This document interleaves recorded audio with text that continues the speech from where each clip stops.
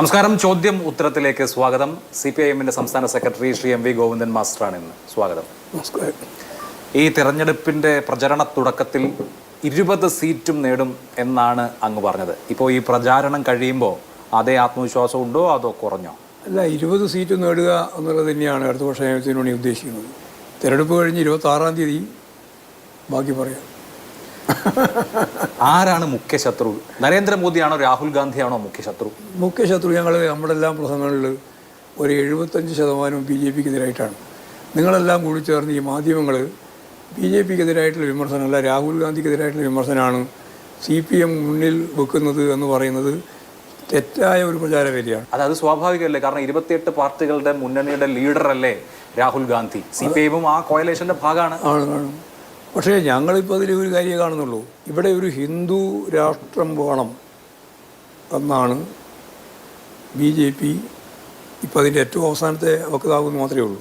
ഈ 100 വർഷക്കാലമായിട്ട് ഈ ഫാസിസ്റ്റ് ആശയം ഹിന്ദുത്വം പറഞ്ഞാൽ ഹിന്ദുവല്ല, ഹിന്ദുത്വം എന്ന് പറയുന്നത് വർഗീയമാണ്. ആ വർഗീയ ആശയം ഇന്ത്യയിൽ വളരെ ഫലപ്രദമായിട്ട് പ്രയോഗിച്ചുകൊണ്ടിരിക്കുകയാണ് അവർ. അത് ഒരു തിരഞ്ഞെടുപ്പ് കൂടി ഇപ്പോൾ 18 ലോക്സഭാ തിരഞ്ഞെടുപ്പ് കൂടി കഴിഞ്ഞ് വീണ്ടും BJP അധികാരത്തിൽ വന്നാൽ ഒരു സംശയവും വേണ്ട, ഈ 18-ാം ലോക്സഭാ തിരഞ്ഞെടുപ്പായിരിക്കും പാർലമെൻ്ററി സിസ്റ്റം അനുസരിച്ചുള്ള അവസാനത്തെ തിരഞ്ഞെടുപ്പ്.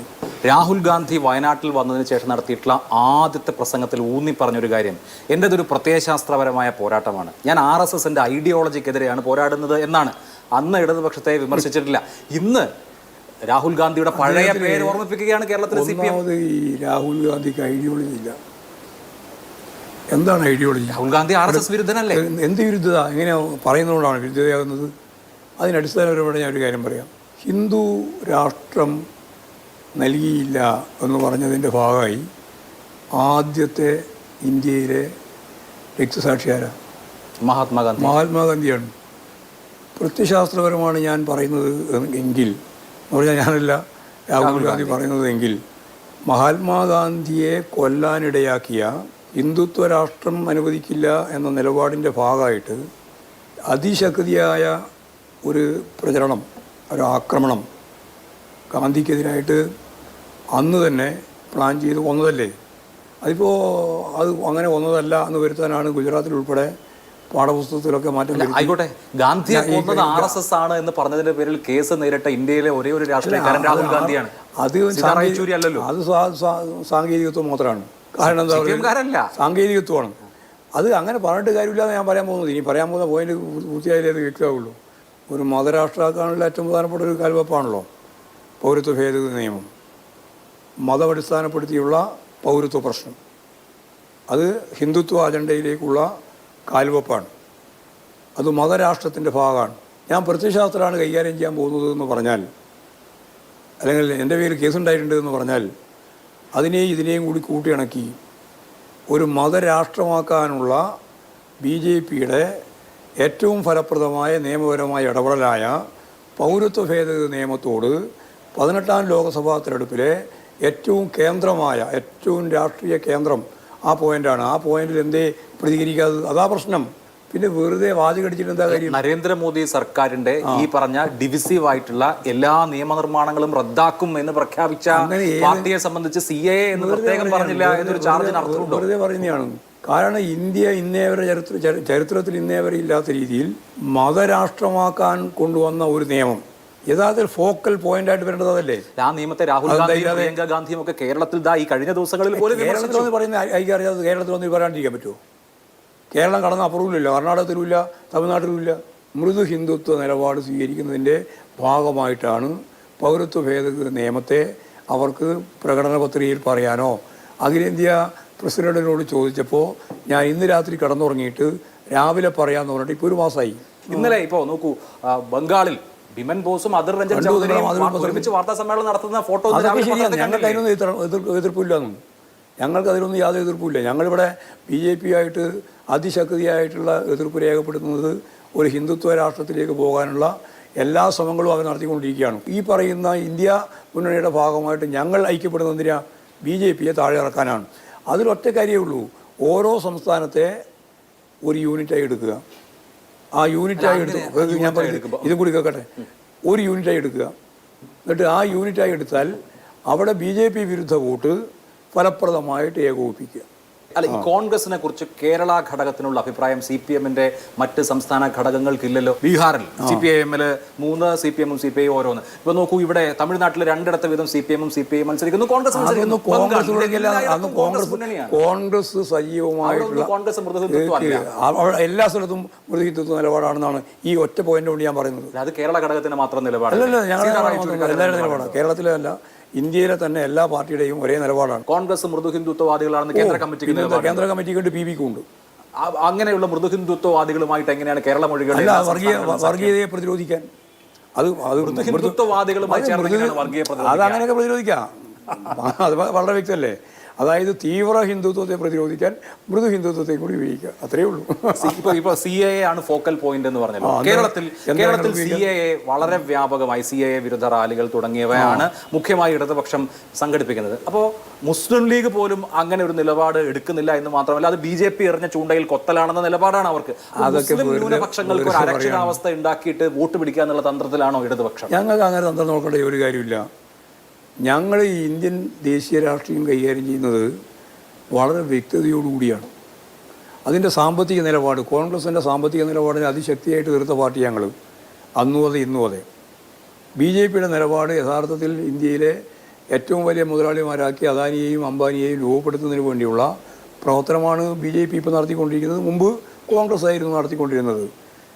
ആഗോളവൽക്കരണ നിലപാടിൻ്റെ ഭാഗമായിട്ട് ഈ രാജ്യത്തിൻ്റെ സമ്പത്ത് മുഴുവൻ ക്രോണി ക്യാപിറ്റലിസം എന്ന് പറയുന്ന പോലെ 3 വിഭാഗങ്ങൾ ഓഹരി വെച്ച് എടുത്തിട്ടുണ്ട്. അതിൻ്റെ ഏറ്റവും വലിയ ഓഹരി കിട്ടിയത് കോർപ്പറേറ്റുകൾക്കാണ്. അത് കോൺഗ്രസിൻ്റെ കാലത്തും അതെ, BJPയുടെ കാലത്തും അതെ. ഞങ്ങൾക്ക് ആ രാഷ്ട്രീയ നിലപാടിൽ, സാമ്പത്തിക നിലപാടിൽ വലിയ എതിർപ്പാണ് കോൺഗ്രസുമായിട്ടുള്ളത്. അന്നും അതെ ഇന്നും അതെ, അതിൽ യാതൊരു സംശയമില്ല. എന്നാൽ കോൺഗ്രസുമായിട്ട് നീക്കുപോക്കുണ്ടാക്കുന്നുണ്ട്. എന്തുകൊണ്ടാണ്? BJPയെ തോൽപ്പിക്കേണ്ടുന്ന സന്ദർഭങ്ങളിൽ ഓരോ യൂണിറ്റായിട്ടെടുത്ത് അവിടെയുള്ള മണ്ഡലങ്ങളിൽ BJP വിരുദ്ധ വോട്ട് ഛിന്ന ഭിന്നമാവരുത്. ഛിന്ന ഭിന്നമാവാതിരിക്കാൻ എന്ത് വേണം? അവിടെ 37% വോട്ട് മാത്രമേ BJPക്കുള്ളൂ, 63% പുറത്താണ്. ഈ ശതമാനത്തെ കൃത്യമായിട്ട് ഏകോപിപ്പിക്കാൻ കഴിഞ്ഞാൽ BJPയെ തോൽപ്പിക്കാം.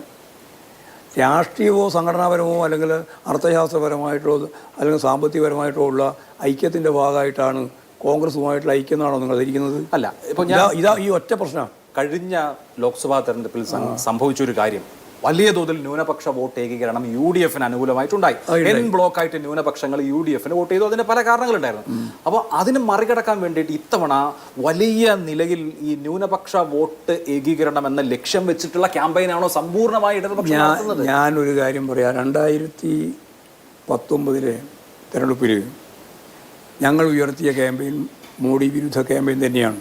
ആ മോഡി വിരുദ്ധ ക്യാമ്പയിൻ്റെ ഭയം ആളുകൾ യഥാർത്ഥത്തിൽ കോൺഗ്രസിന് അനുകൂലമായിട്ട് വോട്ട് ചെയ്യുന്ന സ്ഥിതിയിലേക്ക് എത്തി. അതിക്കുറി ഉണ്ടാവില്ലേ? ഞാൻ ഒരു കാര്യം ഉണ്ടാവില്ല. ഇപ്രാവശ്യം അതല്ല ചിത്രം. ഇന്ന് ആളുകൾക്ക് തിരിച്ചറിയാൻ കഴിഞ്ഞിട്ടുണ്ട്. ആ തിരിച്ചറിയാൻ കഴിഞ്ഞതിൻ്റെ ഭാഗമായിട്ട് ഇടതുപക്ഷ ജനാധിപത്യ മുന്നണിക്ക് അനുകൂലമായി ഇടതുപക്ഷം വേണം. നേരത്തെ പ്രശ്നം പറഞ്ഞാൽ ഇവർ ഗവൺമെൻറ് രൂപീകരിക്കാൻ പോവാണ്. എന്തെങ്കിലും രീതിയിലുള്ള ചാൻസ് കിട്ടിയാൽ ഇന്ത്യൻ പ്രധാനമന്ത്രിയാവാൻ പോവാണ് രാഹുൽ ഗാന്ധി. അപ്പോൾ എന്തെങ്കിലും ഒരു ചാൻസ് കിട്ടാൻ രാഹുൽ ഗാന്ധിയെ സഹായിക്കണം എന്നുള്ള മാനസികാവസ്ഥയാണ് ഉണ്ടായിരുന്നത്. ഇപ്പോൾ ഈ രാജ്യത്ത് ആരെങ്കിലും വിശ്വസിക്കുന്നുണ്ടോ ഇന്ത്യൻ പ്രധാനമന്ത്രിയായിട്ട് രാഹുൽ ഗാന്ധി? മോദി അല്ലെങ്കിൽ പിന്നെ ഇന്ത്യയിൽ ആര് പ്രധാനമന്ത്രി? അതൊക്കെ അങ്ങനെ തീരുമാനിക്കാം. ഇപ്പോൾ തീരുമാനിക്കുന്ന ആവശ്യമുണ്ടല്ലോ. പ്രതിപക്ഷ ബ്ലോക്കിൽ ഏറ്റവും കൂടുതൽ സീറ്റുകളിൽ മത്സരിക്കുന്നത് കോൺഗ്രസ് ആയിക്കോട്ടെ. താഴെ സീറ്റുകളിൽ മത്സരിക്കുന്ന പാർട്ടികൾ അവരെന്നെ ഇന്ന് പറയുന്നത് 100 സീറ്റ് പിടിക്കുന്നതിനെ പറ്റി ആലോചിച്ചുകൊണ്ടിരിക്കുകയാണ്. അല്ല, 100 എന്ന് പറഞ്ഞാൽ പ്രതിപക്ഷ ബ്ലോക്കിൽ 100 എന്ന നമ്പർ കടക്കാൻ കഴിയുന്ന വേറൊരു അവർ കണക്കാക്കുന്നതാണല്ലോ. അതായത് കോൺഗ്രസ് തന്നെ കണക്കാക്കുന്നത് ഇന്നത്തെ നിങ്ങളുടെ പത്രത്തിൽ ഉൾപ്പെടെ 100ലേക്ക് എത്താനാണ്. പലപ്പോഴും എത്തില്ല. അതൊക്കെ ഞങ്ങൾക്ക് അതൊരു പ്രശ്നമുള്ള കാര്യമല്ല. ഞാൻ പറയുന്ന ഒറ്റ കാര്യം, 100ലേക്ക് എത്തിയില്ലെങ്കിൽ നരേന്ദ്രമോദി 3ാം തവണ ഇന്ത്യയുടെ പ്രധാനമന്ത്രി ആവില്ലേ? വേറെ ആര് വരും? അല്ല, ഇന്ത്യയിൽ ആകെ പ്രാദേശിക പാർട്ടികൾ ഉൾപ്പെടെ മത്സരിക്കുന്നുണ്ടല്ലോ. മത്സരിക്കുന്ന പാർട്ടികളെല്ലാം ചേർന്നാലേ ഇവിടെ ഒരു ബദൽ വരുള്ളൂ. അപ്പൊ അതിന്റെ ഭാഗമായിട്ട് കോൺഗ്രസ് പ്രഖ്യാപിച്ചില്ലല്ലോ ഞങ്ങളുടെ പ്രധാനമന്ത്രി സ്ഥാനാർത്ഥി രാഹുൽ ഗാന്ധിയാണെന്ന്. കോൺഗ്രസ് പ്രഖ്യാപിച്ചോ? ഇല്ല. പിന്നെ എന്തിനാണ് അതിന് വേണ്ടി വല്ലാണ്ട് വാശി പിടിക്കുന്നത്? അല്ല, കോൺഗ്രസിന്റെ നേതാവ് അല്ലാതെ വേറെ ആരാണ് നേതാവ് എന്ന് പറഞ്ഞാൽ ഒരാൾ മാത്രമല്ലല്ലോ നേതാവ്. മല്ലികാർജുൻ. ഇന്ത്യയിൽ എത്ര ആളുകൾ മത്സരിക്കുന്നുണ്ട് കോൺഗ്രസിന്? അതുകൊണ്ട് എനിക്കതിലൊരു സംശയം വേണ്ട. ഇന്ത്യയിൽ ഇന്ത്യൻ പ്രധാനമന്ത്രി ഇപ്പം നരേന്ദ്രമോദിയാണല്ലോ. ആ നരേന്ദ്രമോദിയെക്കാളും റേഞ്ചുള്ള ഒരു ഡസൻ കണക്കിന് ആൾ ഇന്ത്യയിലുണ്ട്. പോട്ടെ, മുൻകൂട്ടി പ്രധാനമന്ത്രിയെ പ്രഖ്യാപിച്ചുകൊണ്ട് ഒരു ഇലക്ഷനും ഒരു ഘട്ടത്തിലും ഞങ്ങളാരും നടത്തിയിട്ടില്ല, പ്രതിപക്ഷ പാർട്ടികളും നടത്തി. അതാണ് ഞാൻ ഈ തെരഞ്ഞെടുപ്പിന് അവസാനത്തെ ലെഗ് ആകുമ്പോഴേക്ക് ഇപ്പോൾ നരേന്ദ്രമോദി മഹാരാഷ്ട്രയിൽ പ്രസംഗിക്കുന്നു രാഹുൽ ഗാന്ധി ഒളിച്ചോടിയ രാജകുമാരനാണെന്ന്. പിണറായി വിജയൻ കാഞ്ഞങ്ങാട്ട് പറയുന്നു രാഹുൽ ഗാന്ധി ഒളിച്ചോടിയ ആളാണെന്ന്. രണ്ടുപേരുടെയും ശബ്ദം ഒരേപോലെ ഇരിക്കുകയാണ്. അല്ല, രണ്ടാളും ഒരേപോലെ അല്ല, രണ്ടും വസ്തുതാപരമായിട്ട് വന്നാൽ അത് പിന്നെ ഉറപ്പല്ലേ, അത് പറയാണ്ടിരിക്കുമോ? രണ്ടുപേരും ടാർഗറ്റ് ചെയ്യുന്നത് രാഹുൽ അതാ ഞാൻ പറഞ്ഞ ടാർഗറ്റ് ഒന്നുമല്ല, BJP ആണ് ടാർഗറ്റ്. അതിൽ ഒരു സംശയവും വേണ്ട. കേരളത്തിലെ CPM-നെയും ഇടതുമുന്നണിയെയും കേന്ദ്ര ഏജൻസികൾ വല്ലാതെ പ്രഷർ ചെയ്യുന്നുണ്ട്. ഇപ്പോൾ തൃശ്ശൂർ CPIM-ന്റെ ബാങ്ക് അക്കൗണ്ടിൽ ഇൻകം ടാക്സ് ഡിപ്പാർട്ട്മെന്റ് ആണ് ആക്ഷൻ എടുത്തിട്ടുള്ളത്. കരുവന്നൂരിൽ ED വരുന്നു. ശശിധരൻ കർത്തയെ ED ചോദ്യം ചെയ്യുന്നു. ഏത് നിമിഷവും മുഖ്യമന്ത്രിയിലേക്ക് എത്തുമെന്ന് പറയുന്നു. ഇങ്ങനെ ഒരു സമ്മർദ്ദത്തിന്റെ അന്തരീക്ഷം ഉണ്ടാക്കി. നിങ്ങളല്ലേ ഉണ്ടായിക്കൊണ്ടിരിക്കുന്നത് മാധ്യമങ്ങൾ? അല്ല, എത്തിക്കൂടായില്ലല്ലോ. എന്തടിസ്ഥാനത്തിലെത്തും? ശശിധരൻ കർത്തയെ അടുത്ത സ്റ്റെപ്പ് അതായിരിക്കും. ആയിക്കോട്ടെ, ഞങ്ങൾക്ക് ഭയമില്ലല്ലോ. അതൊരു സമ്മർദ്ദം. പണ്ട തോന്നിയാസം മുഴുവൻ നടന്നതിന് അതിന്റെ പേരിൽ ഇവിടെ വേറെ കേസ് എടുക്കണമെന്നാ? അല്ല, കേസ് എടുക്കുമോ ഇല്ലയോ എന്ന് എനിക്കറിയില്ല. പക്ഷെ അതൊരു സമ്മർദ്ദമാണോ? ഇന്ത്യയിലെ പ്രതിപക്ഷ നേതൃത്വത്തിനെതിരായി ED-യും അതുപോലെ തന്നെ IT-യും CBI-യും ഉൾപ്പെടെയുള്ള കേന്ദ്ര ഏജൻസികളെ ഉപയോഗിച്ച് BJP-യിലേക്ക് ആളെ കൂട്ടുക, അതുപോലെ കേസുണ്ടെങ്കിൽ കേസൊന്ന് രക്ഷപ്പെടുത്താൻ അവരെ അനുവദിക്കുക, വേണമെങ്കിൽ ഇലക്ട്രൽ ബോണ്ട് വാങ്ങുക, 170 കോടി രൂപ കോൺഗ്രസിൻ്റെ ഉന്നത നേതൃത്വത്തിൻ്റെ കുടുംബം കൊടുത്തിരിക്കുകയാണ്. ലോകത്തുണ്ടോ ഏതെങ്കിലും ഇങ്ങനെയൊരു സംഭവം? ഇന്ത്യയിലെ ഏറ്റവും പ്രധാനപ്പെട്ട പ്രതിപക്ഷത്തിന്റെ DLF അല്ലേ? DLF വദ്രയുടേതല്ല. DLF പിന്നെ വേറെന്തോ അല്ലേ? അവർ തമ്മിൽ ഒരു ഇടപാടുണ്ടായിരുന്നു. ഒരു ഇടപാടുമില്ല. നിങ്ങൾക്ക് പറയുമ്പോൾ അങ്ങനെ ഒരു ഇടപാടുണ്ടാവില്ല. ഞങ്ങൾക്ക് നല്ല ഇടപാടുണ്ട്. അല്ല, തീർച്ചയായിട്ടും. അപ്പോൾ DLF-ൽ നിന്ന് 170 കോടി രൂപ വാങ്ങിയിട്ട് അദ്ദേഹത്തിന്റെ കേസ് ഒഴിവാക്കിയില്ലേ? ഈ ലോകത്തുണ്ട് ഇങ്ങനെ ഒരു പ്രതിപക്ഷം? അപ്പോൾ ഞാൻ ചോദിക്കുന്നത്, എൻഫോഴ്സ്മെന്റ് ഡയറക്ടറേറ്റ് ആവട്ടെ, CBI ആവട്ടെ, അതുപോലെ തന്നെ IT ഡിപ്പാർട്ട്മെന്റ് ആവട്ടെ, അവർ അടുത്ത ടാർഗറ്റായി കേരളത്തെ കണ്ടു കഴിഞ്ഞാൽ ഡെമോക്രസീസിന്റെ വാൾ പോലെ അവിടെ നിൽക്കില്ലേ? നിൽക്കും. അതിന് സംശയം. കേരളം അത് മാത്രമല്ല, കേരളത്തെ സംബന്ധിച്ചിടത്തോളം അവരിപ്പോഴും ഈ ഹിറ്റ്ലറുടെ തിയറിയാണ് വളരെ ശക്തിയായിട്ട് RSSന്റെ ഗോൾവാൾക്കർ അംഗീകരിച്ചത്. വിചാരധാരയിൽ അങ്ങനെയാണ് പറഞ്ഞത്. ഇപ്പോൾ കേരളത്തിൽ ഒരു ഇന്ത്യൻ പ്രധാനമന്ത്രി ഇതുവരെ നടത്താത്ത വിധത്തിൽ ആവർത്തിച്ചു വന്ന നരേന്ദ്രമോദി പ്രചരണം നടത്തി. കേരളത്തിൽ BJP ജയിക്കും, 1-2 സീറ്റുകളെങ്കിലും, 2 അക്കമാണ് അവർ പറയുന്നതെങ്കിലും 1-2 സീറ്റുകളെങ്കിലും ജയിക്കുമെന്ന ആത്മവിശ്വാസത്തിലാണ് അവർ. കേരളത്തിൽ BJPക്ക് സീറ്റ് കിട്ടുമോ? ഒരു സീറ്റും ജയിക്കില്ല.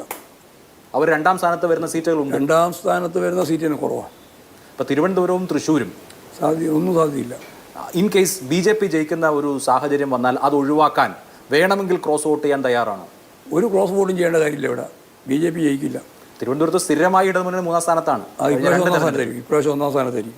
അതിന് ക്രോസ് വോട്ടിന്റെ ആവശ്യം വരില്ല. ഒരു വോട്ടില്ല. ഇപ്രാവശ്യം 10 രൂപ ജയിക്കൂടെ? BJP-യെ തോൽപ്പിക്കാൻ അങ്ങനെ വേറെ എന്തെങ്കിലും സ്ട്രാറ്റജി? ഒരു കാര്യം എടുക്കേണ്ടിയില്ല. തൃശ്ശൂരിലോ? തൃശ്ശൂരും തന്നെ. തൃശ്ശൂരിലൊക്കെ വളരെ മുമ്പന്തിയിലാണ് ഇടതുപക്ഷ ജനത്തിനുള്ളത്. തൃശ്ശൂരിലും തിരുവനന്തപുരത്തും BJPക്ക് ഒരു സാധ്യതയും കാണുന്നില്ല. ഒരു സാധ്യതയുമില്ല. അവർ ജയിക്കും എന്ന ഒരു ആപൽശങ്കയുമില്ല. ഒരു ആപൽശങ്കയില്ല എന്ന് മാത്രമല്ല, ഈ 2 സ്ഥലത്തും നമ്മൾ ജയിക്കാൻ പോവാണ്.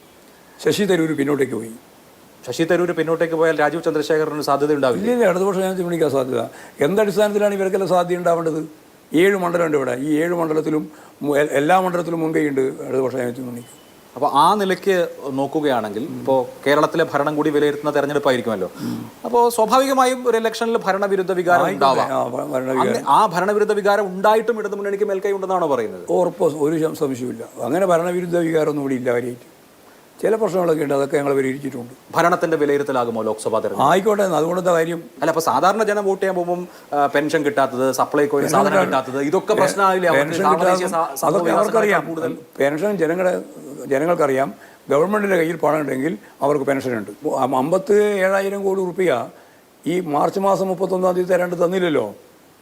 7,000 കോടി രൂപ സുപ്രീം കോടതി നിരീക്ഷിച്ച ഒരു കാര്യം. അത് കേസാണല്ലോ, കേസല്ലേ. സുപ്രീം കോടതി അക്കാര്യത്തിൽ നിരീക്ഷിച്ചത് സംസ്ഥാനത്തിന്റെ മിസ്മാനേജ്മെന്റിന് കോടതി എന്തെങ്കിലും ചെയ്തു തരാൻ സാധിക്കുന്ന കാര്യം പറഞ്ഞിട്ട് നിങ്ങളെല്ലാം പറഞ്ഞത് മാത്രമേ ഉള്ളൂ.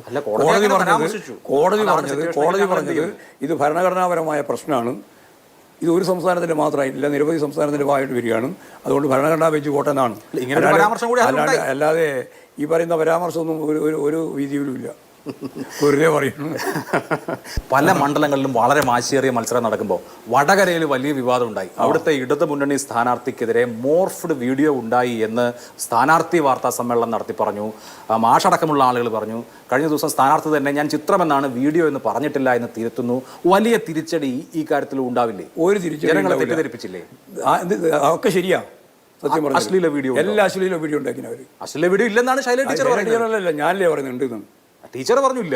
ഉണ്ട്, സംശയം വേണ്ട. കേസ് കൊടുക്കട്ടെ, അശ്ലീല വീഡിയോ കേസ് കൊടുക്കട്ടെ. പക്ഷെ ഇതുവരെ അങ്ങനെ മോർഫ് ചെയ്ത ചിത്രങ്ങൾ വ്യാപകമായി പരസ്യപ്പെടുത്തി. മോർഫ് ചെയ്ത ചിത്രങ്ങൾ മുകേഷിന്റെ ജഗദീഷിന്റെ ഒക്കെ തല വെച്ച് മാറ്റിയതല്ലേ? അത് മാത്രമല്ല, അങ്ങനെയാണെന്നില്ല. ഒരു സ്ത്രീയെ സംബന്ധിച്ചിടത്തോളം ഇങ്ങനെ വെച്ചിട്ട് പിണറായി ടീച്ചർ പറഞ്ഞതും ദേശാഭിമാനി പറഞ്ഞതും പോൺ വീഡിയോ. അത് ഞാൻ കേസ് കൊടുക്കുന്നു പറഞ്ഞല്ലേ, കേസ് കൊടുക്കട്ടെ. എവിടെയാണ് പോൺ വീഡിയോ? ഞാൻ ഒരു കാര്യം ഉറപ്പായിട്ട് പറയാം, അവിടെ ശൈലജ ടീച്ചർക്കെതിരായി മോർഫ് ചെയ്ത പടങ്ങൾ ഉൾപ്പെടെ തെറ്റായ രീതിയിലുള്ള നിരവധിയായ കാര്യങ്ങൾ അവിടെ സ്ഥാനാർത്ഥിയും വി ഡി സതീശനും ഉൾപ്പെടെ എല്ലാം അറിഞ്ഞുകൊണ്ട് തന്നെ പ്ലാൻ ചെയ്ത് പ്രചരിപ്പിച്ചിട്ടുണ്ട്. ഇനി അതിന്റെ പേര് എന്തൊക്കെ പേരൊന്നും ഞാൻ പറയുന്നില്ല. ഇല്ലാത്ത പോൺ വീഡിയോ ഉണ്ട് എന്ന് പറഞ്ഞത് തെറ്റായി പോയോ? വീഡിയോ നോക്കണ്ടാന്ന്. ഇല്ല, തെറ്റൊന്നും ആയില്ല. അതൊക്കെ പിന്നെ കേസ് കൊടുക്കട്ടെ. ഞാനല്ലേ പറഞ്ഞു. ടീച്ചർ പറഞ്ഞല്ലോ. ടീച്ചറല്ലല്ലോ പറയണ്ടേ, ഞങ്ങളെല്ലാം എല്ലാവരും പറയണ്ടേ. ടീച്ചർ മാത്രം പറയണ്ട. ഇന്ന് ടീച്ചർ പറഞ്ഞിട്ടുണ്ടല്ലോ എല്ലാം ഉള്ളതാന്ന്. ഇത് ടീച്ചർ പറയണ്ടെന്ന് ഞങ്ങൾക്ക് എല്ലാവർക്കും അറിയുന്നല്ലേ. ഈ രാജ്യത്ത് ജനങ്ങൾ കണ്ടതല്ലേ. പോലീസ് പിടിക്കണ്ടേ പോൺ വീഡിയോ? പിടിക്കുമല്ലോ. എന്താ ഉണ്ടെന്ന് തന്നെയാണ് പറയുന്നത്. ഉള്ളതെല്ലാം പിടിക്കും. അത് ഫോൺ വീഡിയോ ആണോ അല്ല മോർഫ് ചെയ്ത ചിത്രങ്ങൾ അടച്ചതാണോ എന്നെല്ലാം നോക്കട്ടെ. അല്ല, അപ്പോൾ നോക്കൂ, ഒരു ഇലക്ഷൻ അതിന്റെ സാങ്കേതിക പദം ഉപയോഗിച്ചിട്ട് അതിൽ പിടിച്ചെടുക്കാനാണ് ഇപ്പോൾ ഷാഫി പറമ്പിൽ നോക്കുന്നത്. സാങ്കേതിക പദം നോക്കണ്ട. അതായത് അവിടെ ഏറ്റവും ശക്തിയായ രീതിയിൽ അപവാദ പ്രചാരവേല IT ഈ പറയുന്ന സാധനം ഉപയോഗിച്ച് നടത്തിയിട്ടുണ്ട്. ഇപ്പൊ എതിർ സ്ഥാനാർത്ഥിക്കെതിരെ വലിയ അപവാദ പ്രചാരണമായി. നോക്കൂ, ഒരു സ്ഥാനാർത്ഥിയെ കുറിച്ച് പറയാണ്, മറ്റേ സ്ഥാനാർത്ഥിയുടെ പോൺ വീഡിയോ ഉണ്ടാക്കി സ്ഥാനാർത്ഥിയുടെ അറിവോടുകൂടി എന്ത് അടിസ്ഥാനത്തിൽ, എന്ത് തെളിവ്? അവിടെ നടന്ന സൈബർ ആക്രമണം മുഴുവൻ നിലവിലുള്ള കോൺഗ്രസിന്റെ സ്ഥാനാർത്ഥി കൂടി അറിഞ്ഞുകൊണ്ടാണ്. അത് തെളിവില്ലാത്ത ഒരു ആരോപണമല്ലേ? തെളിവ് എങ്ങനെ ഉണ്ടാകുക? അതിന് ഗുണഭോക്താവാരാ നോക്കണ്ടേ? അല്ല, അങ്ങനെ ഉണ്ടായിട്ടുണ്ടെങ്കിൽ ഞാൻ ചോദിക്കുന്നത് അതിന് ഗുണഭോക്താവാരാണ്? ഷാഫി പറമ്പിലാണ്. ഒരിക്കലും ഒരു ഇലക്ഷൻ പ്രവർത്തനത്തിന്റെ ഭാഗമായിട്ട് അശ്ലീലത്തെ ഉപയോഗിച്ചിട്ടില്ല. ആ അശ്ലീലത്തെ ഉപയോഗിക്കുന്ന ആദ്യത്തെ പ്രതിപക്ഷ നേതാവും അതുപോലെ തന്നെ ആദ്യത്തെ സ്ഥാനാർത്ഥിയുമാണ് ഈ പറയുന്നത്. തെളിവില്ലാണ്ട് പിന്നെ വെറുതെ ആകാശത്ത് വരുന്നതാണോ ഈ വാർത്തയെല്ലാം? അത് നിങ്ങൾക്ക് അറിയില്ല എന്ന് പറഞ്ഞതിന്റെ അർത്ഥം അതിന് മറുപടി പറയാൻ സാധിക്കുന്നില്ല. ആരോപണം ഉന്നയിച്ചത് CPM ആണ്. ആരോപണം തെളിയിക്കാൻ കഴിയാതിരിക്കുന്നത് CPM-നാണ്. പോലീസിനെ ഞങ്ങൾ തെളിയിക്കും. ഞങ്ങൾ ആരോപണം ഉന്നയിച്ചിട്ടുണ്ടെങ്കിൽ അതൊക്കെ തെളിയിക്കാനുള്ള എല്ലാ വസ്തുതയും. അപ്പോഴേക്ക് ഷാഫി പറമ്പിൽ ഈ നിഴലിൽ നിൽക്കുകയല്ലേ? അത് അനീതിയല്ലേ? അത് ശരിയാണ്. ഒരു അനീതിയല്ല. അദ്ദേഹം ഉൾപ്പെടെയുള്ളവർ ചേർന്ന് പ്ലാൻ ചെയ്ത് തന്നെയാണ് ഇത്. അതായത് മുമ്പ് ഉന്നയിച്ച ആരോപണത്തിൽ ഒരല്പവും പിന്നോട്ട് പോകുന്നില്ല, ഒരു വാക്കും മാറ്റുന്നില്ല, ഒരല്പവും മുന്നോട്ടേക്ക് പോകുന്നില്ല. പൂർണ്ണമായിട്ട് ഇത് ചെയ്തതാണ്. മുസ്ലിം സാമുദായിക സംഘടനകൾക്കിടയിലെ ഉൾപ്പിരിവുകൾ CPM മുതലെടുക്കുന്നുണ്ടോ? പ്രത്യേകിച്ച് ഇപ്പൊ സമസ്ത ആരെങ്കിലും മുതലെടുക്കാൻ ശ്രമിച്ചുകൊണ്ട് മാത്രം കാര്യമൊന്നുമില്ല. ഓരോരുത്തർക്കും അവരുടെ ധാരണകളുണ്ട്, അവരുടെ ബോധമുണ്ട്, അവരുടെ സമീപനങ്ങളുണ്ട്. ആ സമീപനങ്ങൾക്കനുസരിച്ച് മാത്രമേ അവർ നിലപാട് സ്വീകരിക്കുള്ളൂ. ഇത്രകാലം കോണിക്കും കൈപ്പത്തിക്ക് വോട്ട് ചെയ്തവരാണ് അവർ. ആയിക്കോട്ടെ, അതുകൊണ്ട് അതെല്ലാം മാറിക്കൊണ്ടിരിക്കുകയല്ലേ. എല്ലാവരും മാറ്റല്ലേ, മാറാതെ എന്തെങ്കിലും ഉണ്ടോ? ഞങ്ങൾ ന്യായമായ കാര്യം ജനങ്ങളോട് പറയുമ്പോൾ ആ പറയുന്ന കൂട്ടത്തിൽ ഹിന്ദുവുണ്ട്, മുസൽമാനുണ്ട്, ക്രിസ്ത്യാനിയുണ്ട്, വിവിധ സംഘടനകളുണ്ട്. അതിൻ്റെ എല്ലാം ഭാഗമായിട്ട് അവർക്കിടയിൽ പ്രതികരണങ്ങളുണ്ടാവും. ആ പ്രതികരണങ്ങൾ അടിസ്ഥാനപ്പെടുത്തി ചിലപ്പോൾ അനുകൂലമായും ചിലപ്പോൾ പ്രതികൂലമായും എല്ലാം നിലപാട് സ്വീകരിച്ചിട്ടുണ്ട്. അതിൽ ഇപ്പോഴും ബേജാറാവേണ്ട യാതൊരു കാര്യമില്ല. പൊന്നാനിയിലെ സ്ഥാനാർത്ഥി സമസ്തയുടെ നോമിനിയാണോ? നോമിനിയൊന്നുമല്ല, ഞങ്ങൾ തന്നെ സ്വതന്ത്ര സ്ഥാനാർത്ഥിയല്ല. അദ്ദേഹം അരിവാൾ ചുറ്റികയിലാണ് മത്സരിക്കുന്നത്. അല്ല, അരിവാൾ ചുറ്റിക രാഷ്ട്രത്തിൽ തന്നെയാണ് മത്സരിക്കുന്നത്. ഇടവർഷത്തിൻ്റെ സ്ഥാനാർത്ഥിയാണ്. അദ്ദേഹം 6 മാസം മുമ്പ് വരെ ലീഗായിരുന്നു. ലീഗല്ല, ലീഗ് നല്ല പുറത്താക്കി കുറേ കാലമായി. ലീഗിന്റെ നേതാവായിരുന്നല്ലോ. അല്ല, അവിടെ 6 മാസം എന്നല്ല, കൊല്ലങ്ങൾ തന്നെയായി. അവിടെ ഇപ്പോ SKSSF-ലെ യൂണിറ്റുകളൊക്കെ വോട്ട് പിടിക്കുന്നതായി കേൾക്കുന്നു. ഇടതു മുന്നണിക്ക് പുതിയൊരു ഘടകകക്ഷിയെ കിട്ടിയോ? ഇല്ല, ഞങ്ങൾക്ക് ഘടകകക്ഷിയൊന്നുമില്ല. ഇപ്പം വോട്ട് പിടിക്കുന്നതിന് ഇപ്പോൾ ആരെങ്കിലും തടസ്സപ്പെടുത്താൻ പറ്റുമോ? അപ്പോൾ SDPI-യും കോൺഗ്രസും തമ്മിൽ യോജിപ്പുണ്ടായതുപോലെ. അല്ല, SDPI-യുടെ പിന്തുണ കോൺഗ്രസ് വേണ്ടെന്ന് പറഞ്ഞു. ഇല്ല, വേണ്ടെന്ന് പറഞ്ഞില്ല. അപ്പോൾ തന്നെ അവർ പറഞ്ഞു എല്ലാവരെയും വോട്ട് പോകണം. അല്ല, അതിനുശേഷം പറഞ്ഞല്ലോ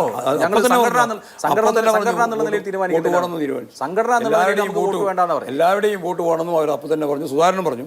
അതൊക്കെ കഴിഞ്ഞിട്ട് പിന്നെ തിരുത്തി. V D Satheesan. അത് പിന്നെ തിരുത്തിയല്ലോ. ആര് തിരുത്തിയിരുന്നു? SDP-യുടെ വോട്ട് വേണ്ടെന്ന് അവർ പറഞ്ഞു. അപ്പൊ SDP അവർക്ക് വോട്ട് കൊടുക്കുന്നതിൽ PDP ആർക്കാ വോട്ട് ചെയ്യുന്നത്? വോട്ട് വേണ്ടെന്ന് പറഞ്ഞിട്ടില്ല.